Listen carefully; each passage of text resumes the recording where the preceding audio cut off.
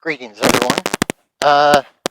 This is a video that is accompanying another, which is Lesson 38, the Quadriglia Revised.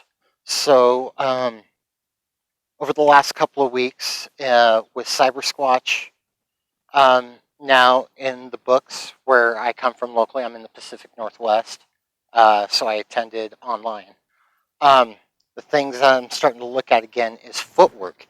And these later ones, Molinelli and Cherry's book, are heavy on that. They're basically teaching you these quadriglia, for example, the first one here that we're going over, the first of four in there, are teaching you to move around and be able to transition.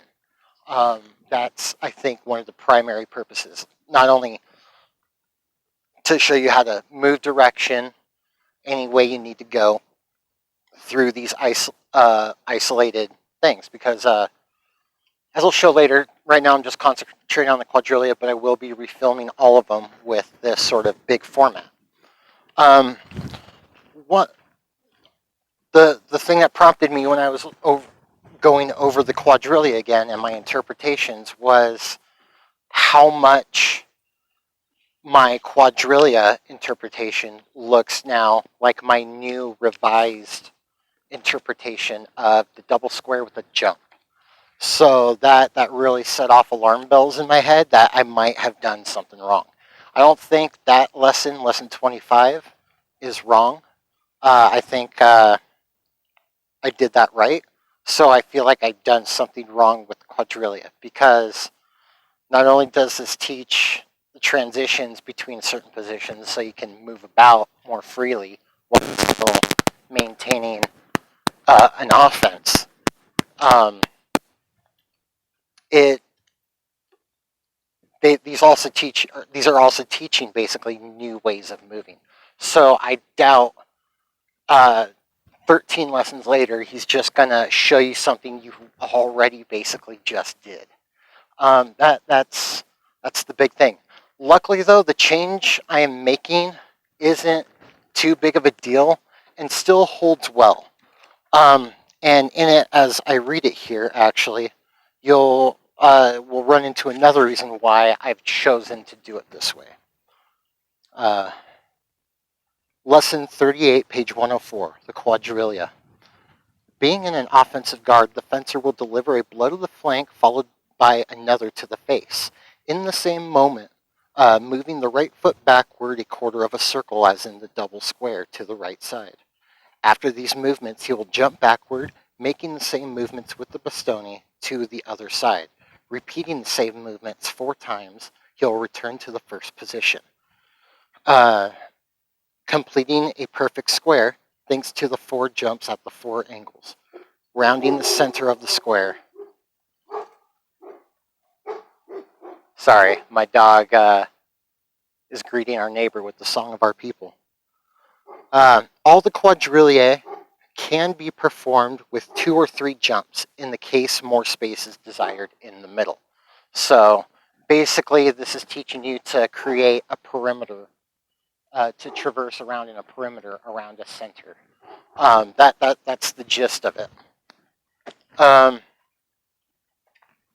The structure for it comes from an old folk dance style in the Victorian era that was really popular. But so basically the interpretation as it stands, I'll start in this corner. It's that last part there with the additional jumps that makes it the most problematic as well. So I sit here, or I stand here, make those 2 with the back step to the right, and now I make the jump, and now here I make the jump. So it works in that sense, but what happens if you want to chain jumps is that it requires you, so if I start again and I make my jump here, it would require me to make an additional flank blow to reset myself to do that. and this is meant to keep flowing continuously. So it's somewhat incompatible with that ability. So the simple change I've made now, if you've watched the video before this of my revision, is you begin this way.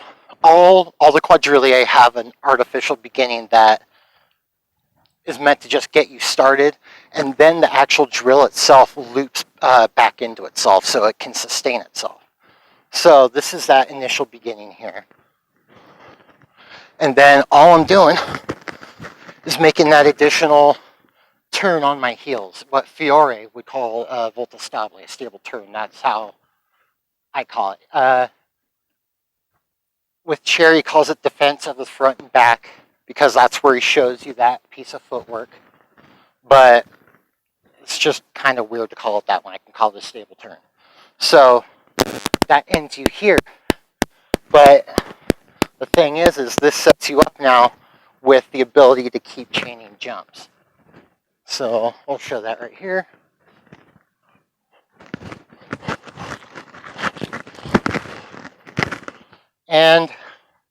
But that kind of leaves you in an awkward position then to do your right step back, but that's where, again, that stable turn comes in, and you have those two blows. The first one is a flank blow, which you make that stable turn, then that second face blow.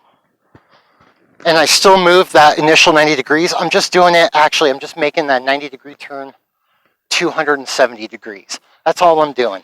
And it still sets you up for that backward jump that you're supposed to do.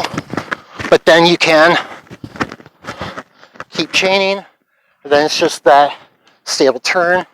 Then you can take that one back turn, and you've changed direction. So those things combined together tell me that's probably a better interpretation. It's a small, minute change, but it kind of, I feel like, makes all the difference and is more in line with the progressive nature of the lessons, as well as within the text for the Molinelli itself. So thank you for indulging me. And with that, I will let you be about your business again. Thank you.